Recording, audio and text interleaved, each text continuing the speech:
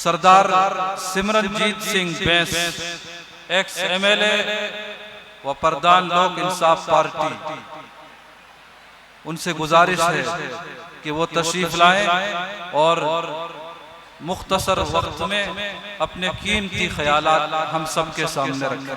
सत्कारियों,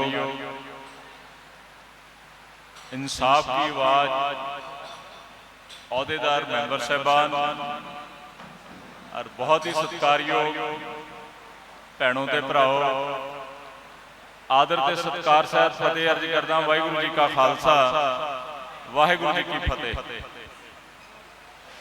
अच्छा भी तुसी किसी ने फतेह का जवाब नहीं दिता, प्रोग्राम च आए हो।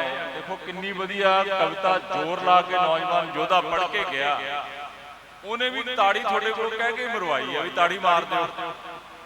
फतेह ऐसा लफ्ज है, गुरबाणी का पवित्र फरमान है, अवल अल्लाह नूर पाया कुदरत के सब बंदे, एक नूर ने सब जग क्या कौन भले को बंदे। एक पिता एक के हमारे मानस की जात सबे को पहचान को, सो से पिता ने ये फतेह का नारा दिता। मैं दोबारा फतेह की सांझ करदा, कोई रसना बांझी ना रहे। वाहिगुरू जी का खालसा, शुक्रिया, मेहरबानी थोड़ी। मैं दोस्तों तो जानकारी लै रहा सी भी हक की आवाज यार NGO की काम करती है। उत्सुकता होंगी है ना जो इनवाइट कर दोस्त आते आ, कार्ड पढ़ी दा तो फिर देखी दा भी NGO वाले दोस्त करते की है। ते मैनू इस गल की बेहद खुशी ते प्रसन्नता हुई है।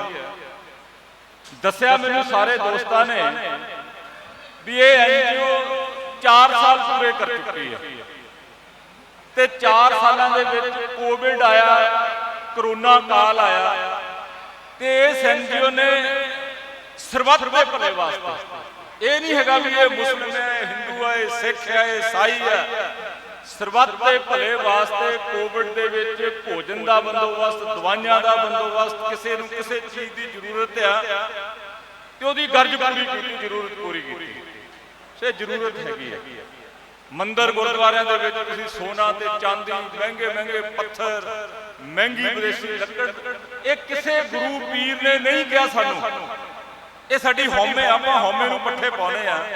सब तो वड्डी मनुखता दी सेवा, सो मनुखता दी सेवा वास्ते हक दी आवाज़ वास्ते सारे मैंबरां दा मैं दिल दीआं गहराइयां चों शुक्रिया अदा करदा, धन्नवाद करदा। मेरे नाल कौंसलर कलेर साहब, सत्कारयोग रणधीर सिद्धिया जी, इन्हां वल्लों भी अज दे इस प्रोग्राम की मुबारकबाद दिना। वाहिगुरू के चरणों च अरदास बेनती करदा, वाहिगुरू किरपा करे ये ट्रस्ट के सारे मैंबर समाज सेवा दे विच दिन दुगनी ते रात चौगनी उन्नति ते तरक्की मेहनत करते रहन। बहुत बहुत शुक्रिया। वाहिगुरू जी का खालसा, वाहिगुरू जी की फतेह।